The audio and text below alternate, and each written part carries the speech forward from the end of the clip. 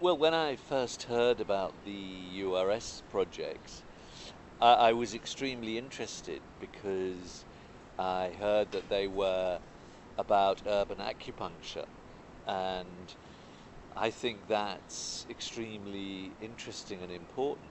And then I visited 6 or 7 of the sites, like 21, 127, 155, and saw the actual impact on some of the areas. For example, 127, at the back, there were lots of old men sitting in a cafe looking at it. And even though it looked very for young people, there were actually old people quite interested in it. And I think in general, the idea of having a catalyst or an acupuncture point is very important, because when they over time perhaps can become a network, you would find probably there is a lot of energy between them. Also, what they do is they give you some sense of what is possible. I mean, what's interesting about a URS, it's not saying we are this is fixed. It's basically saying to the community, here you can imagine what you might be able to do, and they then themselves might take the ideas and do something independently of the URS station.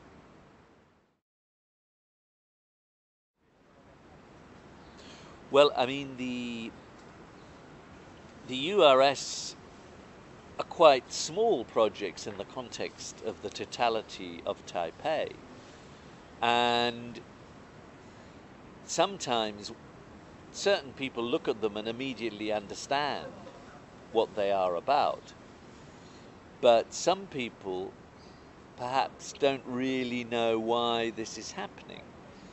And I think if more people understand what the aim and intention of the URS is, they will appreciate that they are quite important. Now, Jia Lin said that he feels he's not the sort of person who wants to say this is wonderful and so on, and I appreciate that. So when I talk about communication, I don't necessarily mean that, you know, the head of the URO constantly goes on television and says, I am wonderful, URS is wonderful, URO is wonderful. I'm not expecting that. It's more that perhaps you also get outside people who you think can be ambassadors for URS to help communicate it. I mean, for example, I'm a person who's very positive about URS and what URO is doing, so that is an example. So you need to bring in more outsiders to communicate what the whole aim is about, because it's interesting. Sometimes when you are in your own country, people don't listen to you in the same way as someone who says exactly the same thing but comes from outside.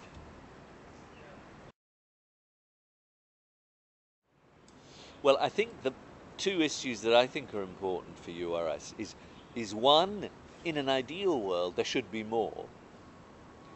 And if you look at an area, if there are more, there's more possibility of creating that sense of network and developing the dynamic within them. The second thing is there may be a focus on a new URS that might be even more about social innovation. I think one of the ideas in general about URO and URS is to generate clusters.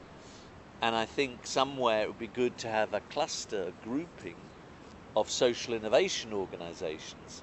So there may be a new URS that focuses on that. So that's one set of issues. The gentrification thing may not happen immediately, but the fact is that in the area of 127, 155, because you are maintaining the heritage and you're giving support for people to uplift the properties, you can already see that the rental is going up. Now, that is not your fault, because you want to have heritage preservation. You insert in an area of heritage preservation the URS. The combination of these two things is a positive intervention, and it therefore increases the rent or the prices. Now, the issue for URO, as the Urban Regeneration Organisation, is to find mechanisms to ensure that people who can afford less money can still enter these spaces and areas.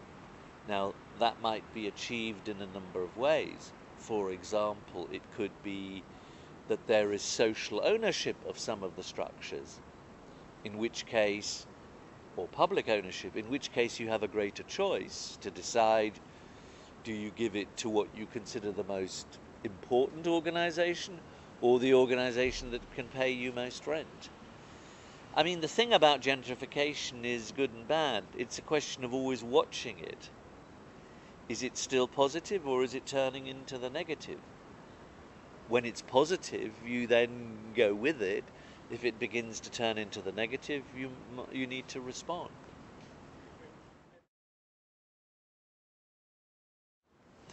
The thing about URS is that the URS doesn't want to have everything too fixed, but at the same time, there is a danger that it's too fragile, and it's so fragile that it suddenly disappears, which is why I think you both need to try to have more URSs, so when some URSs stop their activity and their function, and then the community takes over the energy and the momentum, that there is another URS somewhere else that creates another spark of light. Because the function of the URS is not necessarily always to be there forever. The function of the URS is often to say, imagine what you can do. And sometimes it achieves those objectives, and then it can move on to another area, which is quite important. Because in the end, with URS, you're trying to stimulate the population to be self-activated. So I think this question of URS's opening and closing is quite important, as long as there's a continuity over a longer period. The other issue I do think is important is the URS is not just playing a game. It is about changing the way we think about urban regeneration. And what one hopes is that it is scaled up, that some of the lessons of URS may be very important. Well, those need to be inserted into mainstream, the ordinary planning.